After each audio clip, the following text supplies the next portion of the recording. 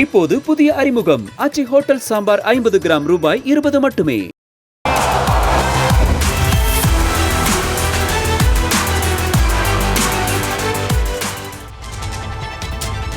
ஒருநாள் கிரிக்கெட் போட்டியில அதிவேகமா 7000 ரன்களை கடந்த இரண்டாவது வீரர் என்ற சாதனையை நியூசிலாந்து அணி வீரர் கேன் வில்லியம்சன் படைச்சிருக்கார். முத்தரப்பு தொடர்ல தென்னாப்பிரிக்க அணிக்கு எதிரான போட்டியில இந்த சாதனையை நிகழ்த்தியிருக்கும் கேன் வில்லியம்சன் 159 இன்னிங்ஸ்ல 7000 ரன்களை கடந்து அசத்தி இருக்கார். 150 இன்னிங்ஸ்ல 7000 ரன்களை கடந்த அசிம் அம்லா இந்த பட்டியல முதலாவது இடத்துல இருக்கார்.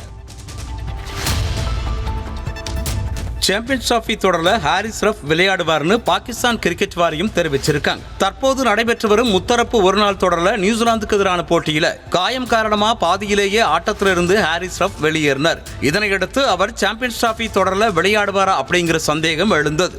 இந்த நிலையில ஸ்கேன் செய்து பார்த்ததுல அவரோட காயம் பெரிய அளவுல இல்லைன்னு தெரிய வந்திருக்கணும். சாம்பியன்ஸ் டிராபி தொடர்ல ஹாரிஸ் ரஃப் விளையாடுவார்னு பாகிஸ்தான் கிரிக்கெட் வாரியம் தெரிவிச்சிருக்காங்க.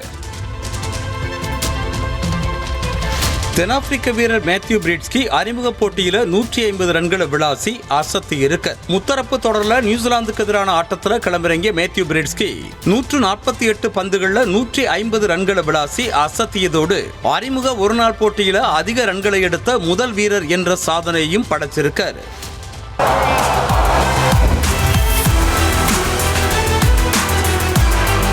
இப்போது புதிய அறிமுகம் ஆச்சி ஹோட்டல் சாம்பார் 50 கிராம் ரூபாய் 20 மட்டுமே.